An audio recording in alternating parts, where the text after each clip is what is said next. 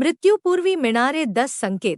गरुड पुराणातील रहस्य. प्रत्येक माणसाने एकदा तरी ऐकावे असे प्रवचन. या पृथ्वीवर जन्माला आलेला प्रत्येक जीव एक दिवस या जगाचा निरोप घेणार आहे.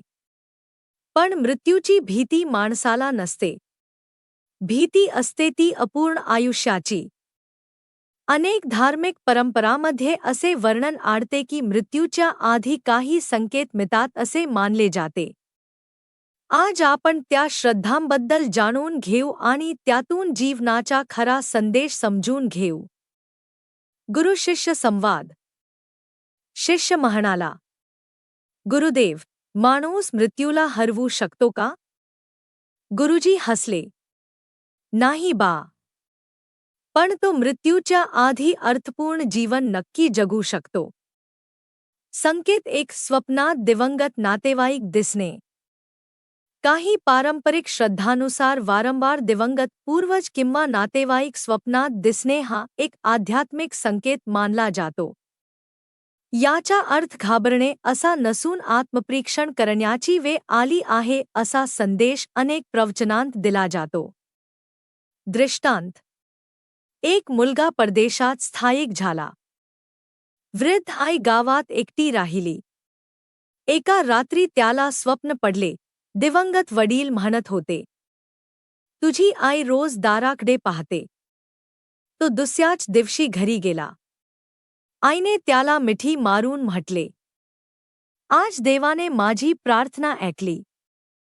काही महिन्यांत तिचे निधन झाले. मुलगा आयुष्यभर म्हणत राहिला, त्या स्वप्नाने मला माझी आई परत दिली.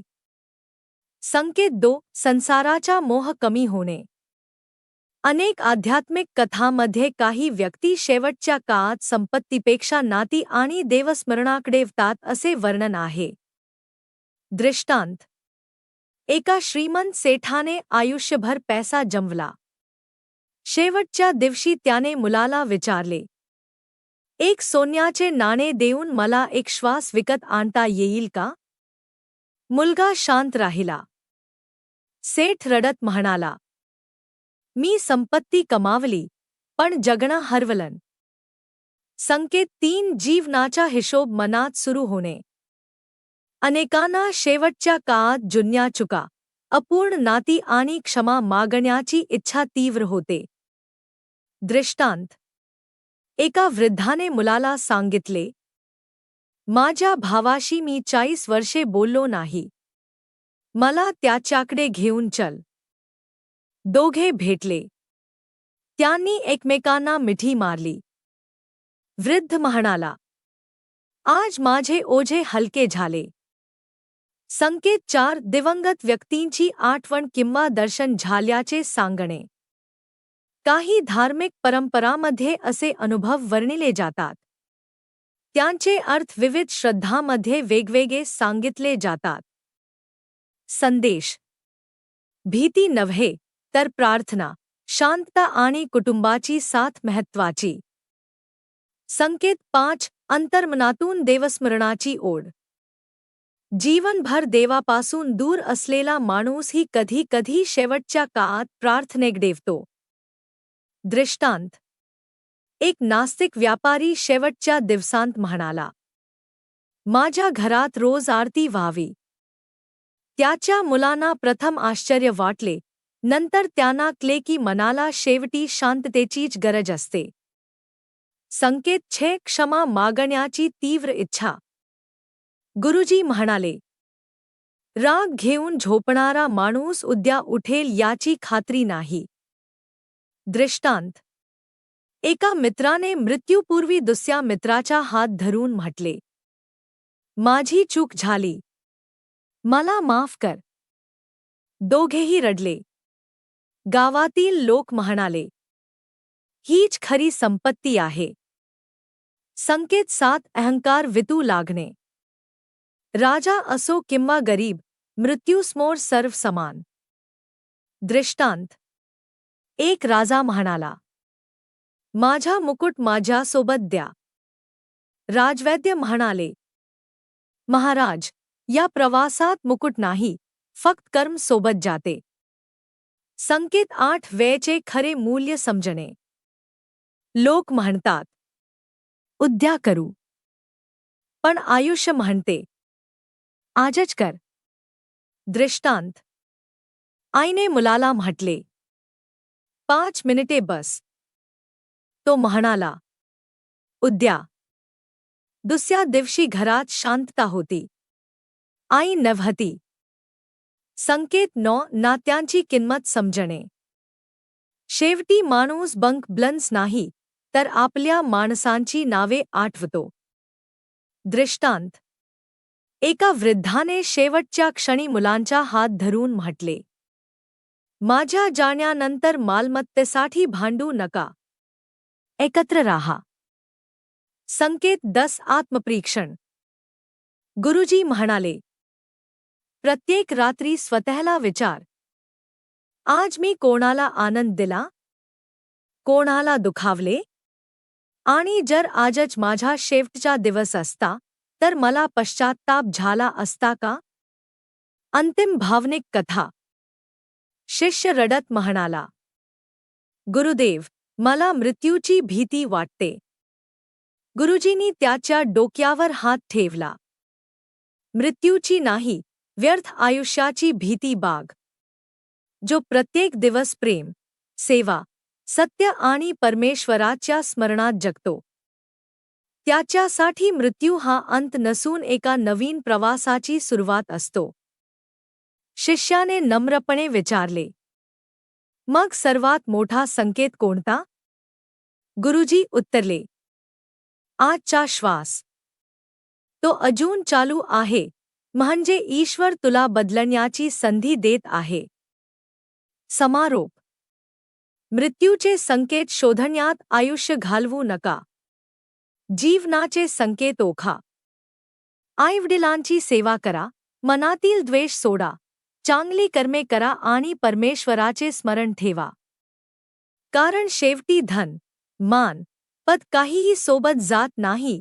सोबत जातात ती फक्त कर्मे आणि लोकांच्या मनात उरलेली आपली आठवण. जीवन बदलणारे 10 कर्ममंत्र. प्रत्येक माणसाने आयुष्यात एकदा तरी ऐकावेत. कर्ममंत्र 1. जे पेराल तेच उगवेल. दृष्टांत. एका गावात 2 शेतकरी राहत होते. एक रोज चांगले बी पेरायचा, दुसरा निकृष्ट बी वापरून नशिबाला दोष द्यायचा. पावसाळा संपला. पहिल्याच्या शेतात सोन्यासारखे पीक आले. दुसऱ्याच्या शेतात तण उगवले. गावकऱ्यांनी विचारले, असे का झाले? पहिला शेतकरी म्हणाला, जमीन कधीच अन्याय करत नाही. ती जे पेरले जाते तेच परत देते. गुरुजी म्हणाले, जीवन ही अशीच जमीन आहे. प्रेम पेराल तर प्रेम मिळेल, द्वेष पेराल तर दुःख मिळेल. कर्ममंत्र 2. वेळेपेक्षा मोठे दान दुसरे नाही. दृष्टांत. एक वृद्ध आई रोज मुलाची वाट पाहत बसायची. मुलगा म्हणायचा, आई, मी खूप व्यस्त आहे. एक दिवस तो घरी आला. घरात शांतता होती. आईच्या पलंगावर एक चिठ्ठी होती.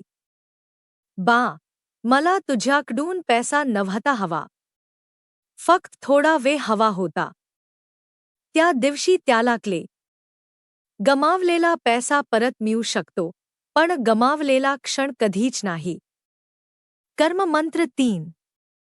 क्षमा करणारा माणूसच खरा बलवान. दृष्टांत. 2 मित्रांच्या छोट्या कारणावरून वाद झाला. 20 वर्षे त्यांनी एकमेकांशी बोलणे बंद केले. एक दिवस त्यांपैकी एक गंभीर आजारी पडला. त्याने दुसऱ्याला बोलावले. दोघे एकमेकांना मिठी मारून रडू लागले. तो म्हणाला, आपण आयुष्यभर अहंकार जपला, पण मैत्री हरवली.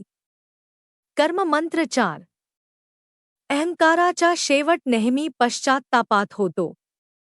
दृष्टांत. एक राजा रोज म्हणायचा, माझ्यापेक्षा मोठा कोणी नाही. एक संत त्याला स्मशानभूमीत घेऊन गेले. ते म्हणाले, इथे झोपलेल्यामध्ये राजा कोण आणि भिकारी कोण ते दाखवा. राजा निःशब्द झाला. कर्ममंत्र 5. दान पैशाचेच नसते, मनाचेही असते. दृष्टांत. एका गरीब मुलीकडे फक्त अर्धी भाकरी होती. रस्त्यात तिला एक भुकेली वृद्ध स्त्री भेटली. तिने ती अर्धी भाकरी तिच्या हातात ठेवली. वृद्ध स्त्री म्हणाली, तू मला अन्न दिलेस, पण देव तुझ्या आयुष्यात आशा देईल. कर्ममंत्र 6. आईवडिलांची सेवा हीच सर्वात मोठी पूजा. दृष्टांत. एक मुलगा रोज मंदिरात जात असे, पण घरी वृद्ध वडिलांना पाणीही देत नसे. एक संत म्हणाले, देवाला फुले अर्पण करण्यापूर्वी ज्यांनी तुला चालायला शिकवले त्यांची सेवा कर. त्या दिवसापासून त्याचे आयुष्य बदलले. कर्ममंत्र 7. दुसऱ्याच्या दुःखावर हसू नका. दृष्टांत. एक श्रीमंत माणूस गरिबाची थट्टा करायचा. काही वर्षांनी त्याच्यावर संकट आले. ज्याची तो थट्टा करायचा त्यानेच त्याला मत्तीचा हात दिला. तो रडत म्हणाला, आज मला माणुसकीचे खरे मूल्य कळले. कर्ममंत्र 8. समाधान हेच सर्वात मोठे धन. दृष्टांत. दोन भाऊ होते. एकाकडे लाखो रुपये होते, पण झोप नव्हती. दुसरा गरीब होता, पण शांत झोपत होता. लोकांनी विचारले, तुझ्याकडे एवढे कमी असूनही तू आनंदी कसा? तो म्हणाला, माझ्या इच्छा माझ्या उत्पन्नापेक्षा लहान आहेत. कर्ममंत्र 9. सत्य उशिरा जिंकते, पण हरत नाही. दृष्टांत. एका प्रामाणिक कारागिरावर खोटा आरोप झाला. त्याने सूड न घेता शांतपणे काम सुरू ठेवले. काही दिवसांनी खरा दोषी सापडला. गावातील ज्येष्ठ म्हणाले, सत्याला वेळ लागतो, पण त्याला आधारासाठी खोट्याची गरज नसते. कर्ममंत्र 10. आजचा दिवस शेवटचा आहे असे समजून जगा. अंतिम दृष्टांत. एक शिष्य गुरुजींना म्हणाला, मला सांगा, मी चांगला माणूस कसा बनू? गुरुजींनी त्याला सांगितले, आजचा दिवस तुझ्या आयुष्याचा शेवटचा दिवस आहे असे समज. त्या दिवशी शिष्याने आईचे चरण स्पर्श केले, मित्राची माफी मागितली, गरिबाला अन्न दिले आणि देवाचे स्मरण केले. संध्याकाळी तो गुरुजींकडे आला. गुरुजी विचारले, आज तुला कसे वाटले? तो म्हणाला, आज मी पहिल्यांदाच खऱ्या अर्थाने जगलो. अंतिम संदेश. कर्म हे सावलीसारखे असते. माणूस कितीही दूर पाला तरी त्याच्या कर्मांची साथ त्याला सोडत नाही. म्हणून संपत्तीपेक्षा सद्गुण कमवा, कारण शेवटी जग तुमची मालमत्ता विसरेल, पण तुमची माणुसकी लक्षात ठेवेल. धन्यवाद मित्रांनो. कथा आवडल्यास नक्कीच शेअर करा आणि चॅनलला सबस्क्राईब करा. जय सियाराम.